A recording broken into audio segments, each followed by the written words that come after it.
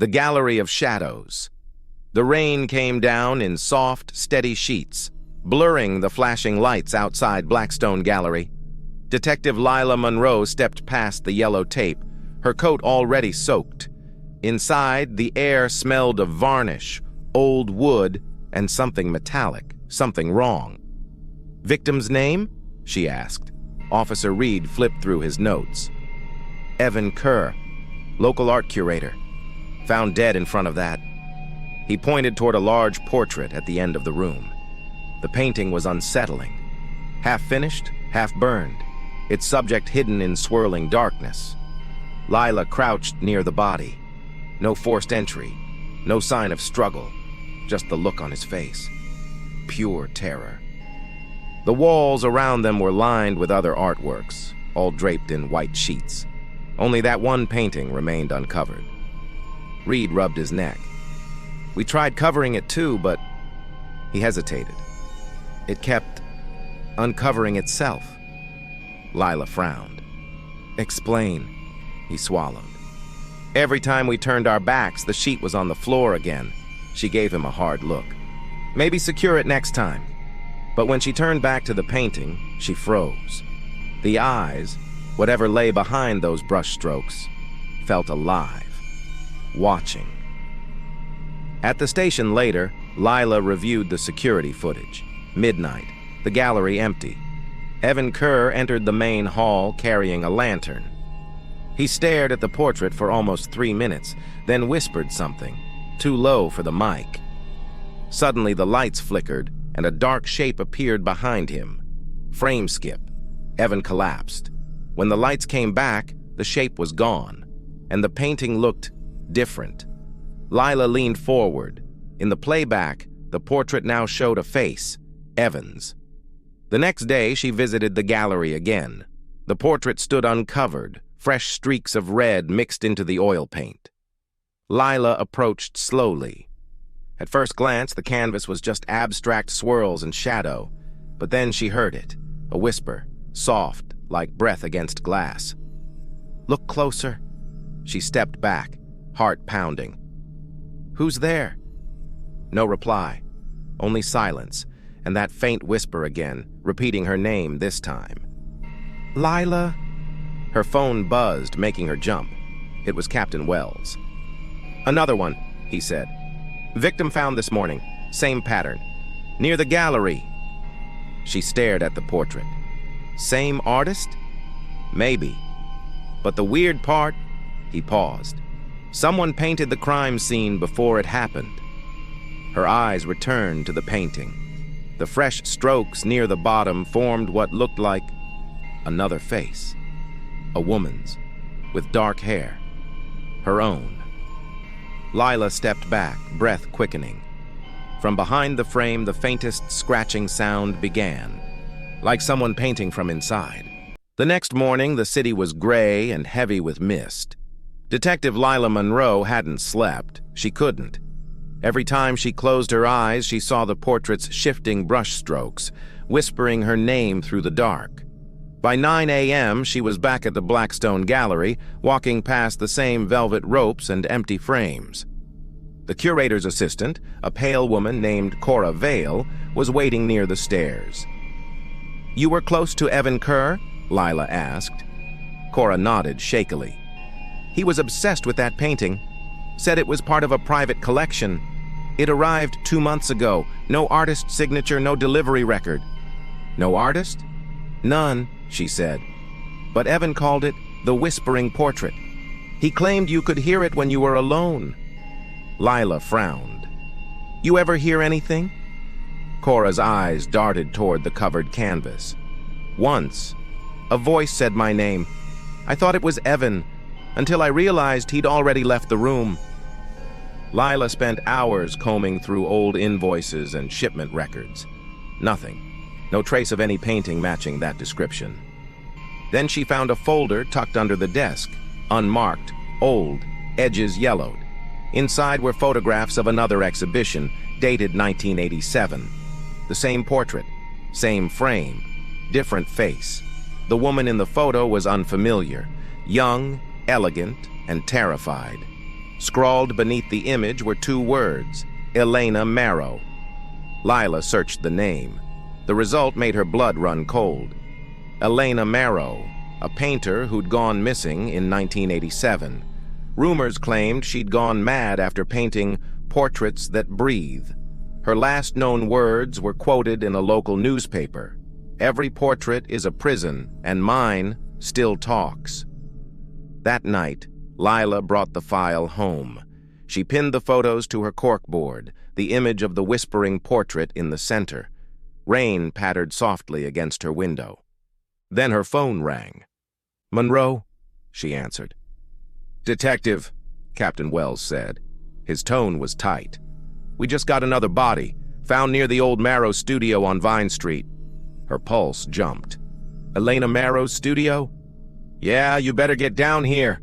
The old studio was a crumbling building tucked between warehouses, its windows boarded and walls stained with age. Inside, the air was thick with turpentine and mold.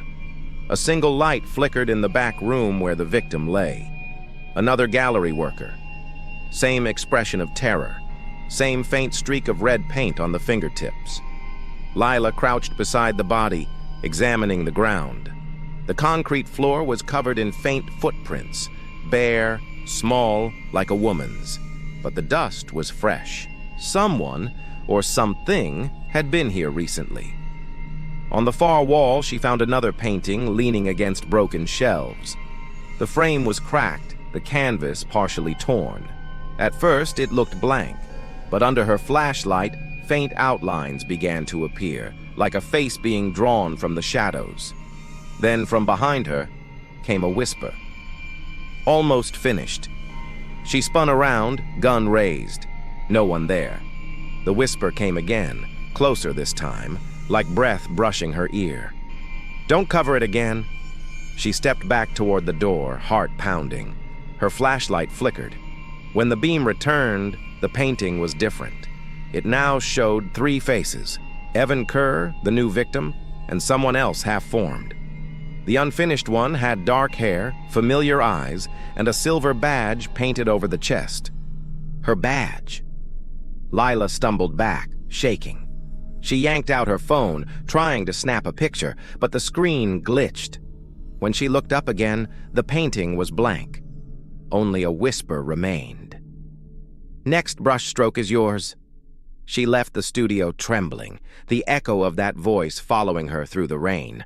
Behind her, the light inside flickered once.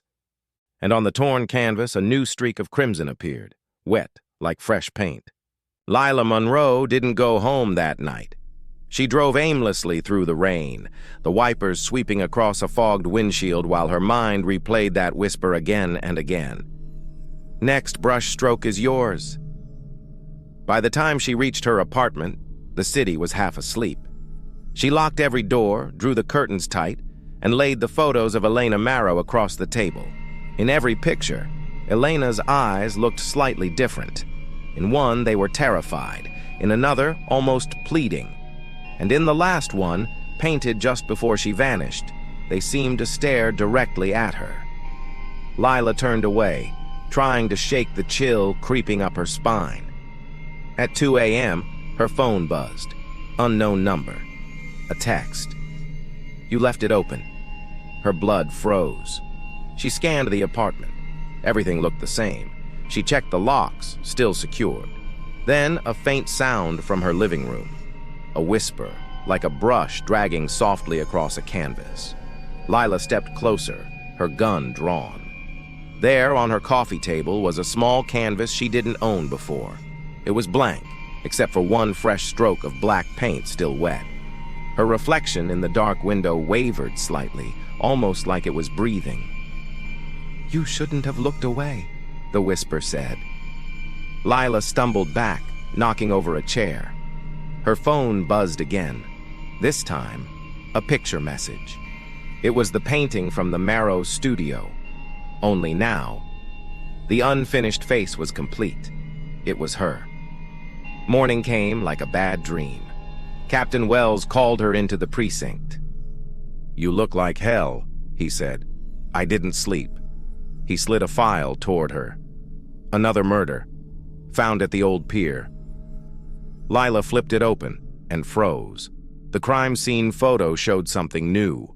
On the wall behind the victim, written in red paint, were the words, "She's almost done." Her voice shook. "Who found this?" "A jogger. Said he heard someone talking to themselves in the dark. Said it sounded like a woman humming." Lila swallowed hard. "We need to recheck every shipment that came from Blackstone Gallery. I think the portrait was moved from Monroe's original studio." Wells frowned. "You think it's cursed?" "I think it's unfinished." That evening, she met Cora Vale again, the gallery assistant, at a small diner near the river. Cora looked pale, her hands trembling around a coffee cup. "I keep hearing it," she said quietly. "That whisper. It follows me now." Lila leaned forward. "Cora, did Evan ever mention where the painting came from before it reached Blackstone?" Cora nodded weakly. "He said it was bought from a private collector named Vance Holloway, but there's no record of the purchase. Where can I find him?" Cora hesitated. "You can't. He died last year." Lila exhaled slowly. "How?" Cora's eyes filled with tears. "They said he painted his own face onto a blank canvas the night before he died." Lila returned home, shaken. She pinned the new photo, the one of her painted face, on the corkboard beside Elena Monroe's picture. Something about the eyes in both portraits looked identical. Same angle, same fear. Her lights flickered once, then again. The whisper came back, clearer now. "You're almost finished, Lila." She turned, gun ready, but the sound was coming from her wall. She tore down the posters and frames until her fingers brushed cold wood. Beneath the wallpaper, someone had painted directly onto the wall itself. The same swirling brushstrokes, the same haunting shadow. Her own eyes stared back at her from the wall. She screamed and stumbled back, but the lights went out completely. The whisper rose into laughter, soft, hollow, echoing from every corner. "Elena couldn't finish it, but you will." When the lights flicked on again, her reflection in the window was smiling. But she wasn't.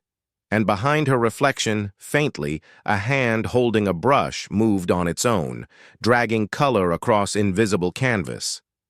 Detective Lila Monroe hadn't left her apartment in 2 days.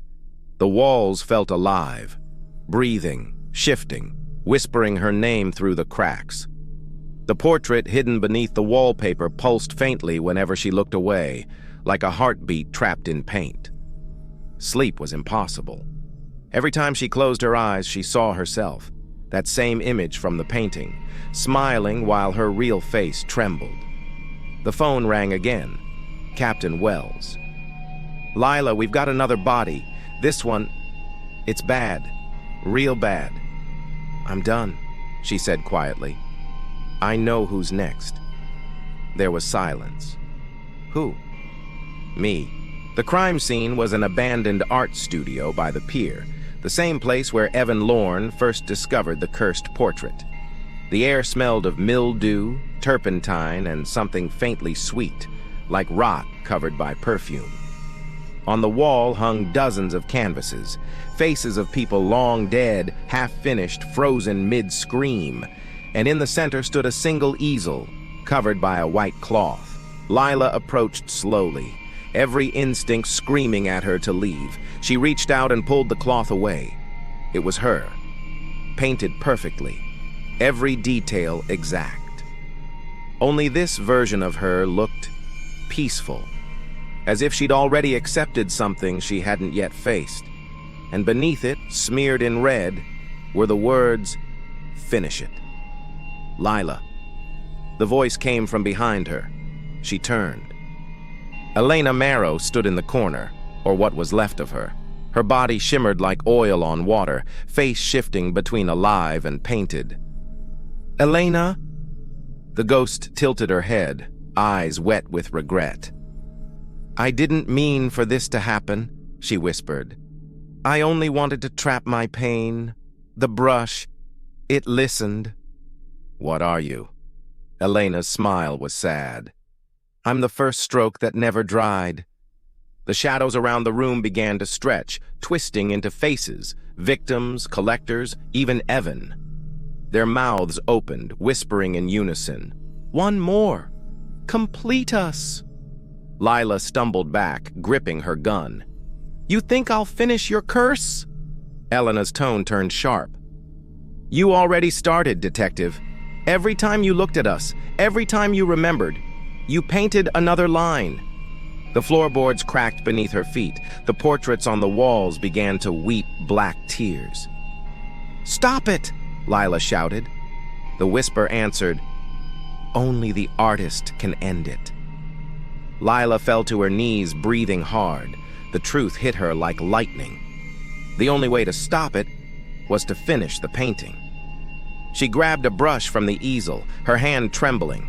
The air thickened, every shadow watching.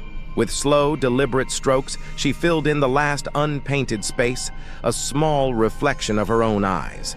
The whispers rose into a scream. Then, silence. The lights exploded. Every canvas in the room caught fire without flame, curling and vanishing into smoke. Elena's ghost looked at her one last time. You freed us. Then she dissolved, leaving behind nothing but ash.